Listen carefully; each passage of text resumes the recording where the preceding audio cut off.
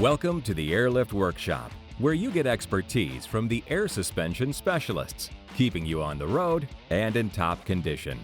Today, we're installing part number 88396, a LoadLifter 5000 Ultimate Air Spring Kit on a 2013 Ford F-250 diesel. Installation will take about 3 hours using common mechanics tools, and the process will be identical for part number 57396. Kit availability and fitment details for all supported vehicles are available at airliftcompany.com. Adjustable air springs can reduce the dangerous side effects of towing and hauling by returning the vehicle to its factory ride height and properly distributing weight to all four wheels, delivering up to 5,000 pounds of load leveling capacity and featuring an exclusive internal jounce bumper. This no-drill kit is a no-brainer when you want to tow and haul with safety and comfort. This overview doesn't replace your installation manual, which has special notes for gas models and non-standard fifth-wheel hitch installs. So grab yours out of the box or get a digital copy at airliftcompany.com and let's get started. Although we're using a lift here, you can easily use a floor jack to raise the vehicle. Once lifted, support the frame with safety stands. Then lower the axle or raise the body of the vehicle, making room for the air spring assembly. Remove the jounce bumpers from the vehicle. Wire brush the stud and use penetrating oil to aid in removing the jounce bumper. The usual socket size for this nut is 15 millimeters. To install the driver's side brace, locate the appropriate hardware. Aligned to the frame holes, place the brace on the frame rail and loosely attach the hardware. Be sure not to pinch any wiring or lines. Similarly, locate the hardware for the passenger's side brace and loosely attach it to the frame rail. Now let's assemble the air springs. Set a roll plate on both ends of the air spring with the rounded edge of each faced toward the air spring. Insert the elbow fitting on the top of the air spring. Tighten with your finger. Then carefully make 1.5 turns with a wrench.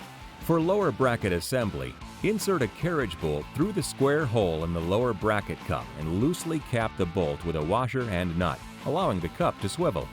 Then insert a carriage bolt into the square hole designated for either the driver's or passenger's side, respectively. The lower bracket has 2 sets of bellow mounting holes, one for the driver's side, the other for the passenger's.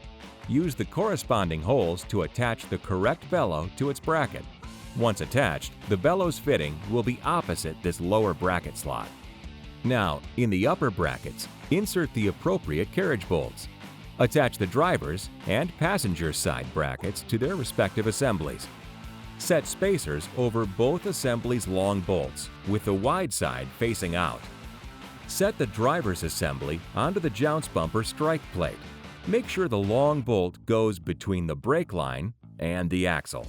Raise the axle just enough to insert the upper bracket bolt through the existing jounce bumper hole, while lining up the other 2 bolts with the upper brace. Set the passenger's assembly onto the jounce bumper strike plate, positioned like the left side, but make sure this long bolt goes outside the brake line. On both sides, make sure the spacer is parallel to the frame and upper bracket. Then raise the axle or lower the frame until the spacers touch the frame. Install the lock nuts on both bolts that went through the jounce bumper holes. Cap the bolts securing brackets to braces with washers and nuts torqued to 15 pound-feet. Tighten both braces to the frame. Don't forget to reattach the wiring harness to the frame rail. To attach the lower brackets, push them up against the stock U-bolts so the bracket legs are locked into position around the bolts. Make sure the cup on the lower bracket is nested to the jounce bumper strike plate on both sides. Position the provided U-bolt around the leaf spring assembly and insert into the lower bracket hole closest to the spring stack. Cap these with washers and nuts. The lower bracket legs must be locked to both sides of the stock U-bolts, with the bracket body up against the U-bolt as well. Insert the remaining carriage bolts through the remaining square holes in the lower bracket. Set the clamp bar over the carriage bolts and cap with washers and nuts. Repeat for the opposite side. Tighten the clamp bar hardware evenly until it touches the axle. Torque to 16 pound-feet, but do not pinch the hard brake line. You can trim the carriage bolts if needed. Now torque the leaf spring U-bolt to 10 pound-feet. It is okay if the upper and lower brackets are not parallel. Raise the axle all the way and remove the jack stands or equivalent used during installation. Tighten the lower swivel cup hardware with an open-end wrench. Finish installation of the air springs by tying together the soft and hard brake lines that are close to the lower bellows roll plate on the driver's side. Before routing air line to the air springs, note the available length and pick a convenient inflation valve location where you can drill two 5/16" holes.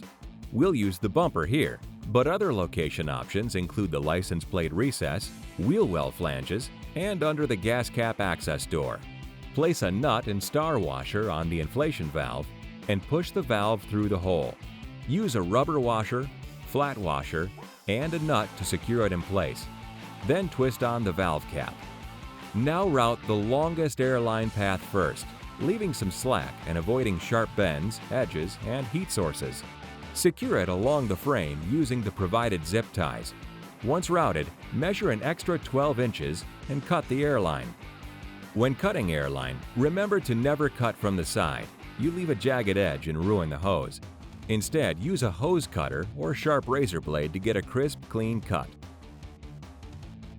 Following the same guidelines, route, secure, and cut the other airline. On the passenger's side, slip the hose protector over the end of the airline. Now, insert both lines into their bellows push-to-connect fitting and push the hose protector up against it. Install the heat shield where the exhaust is closest to the air spring. Bend the tabs to provide a ½ inch of airspace and clamp them to the exhaust. Bend the heat shield body for maximum clearance to the air spring. To make sure your install is airtight, inflate the system to 30 psi and spray a soapy solution on all connections and valves while checking for exiting air bubbles. That just about does it. Remember, you can find more information about your kit at airliftcompany.com, and our knowledgeable customer service team is just a phone call away. Thanks for joining us in the Airlift Workshop.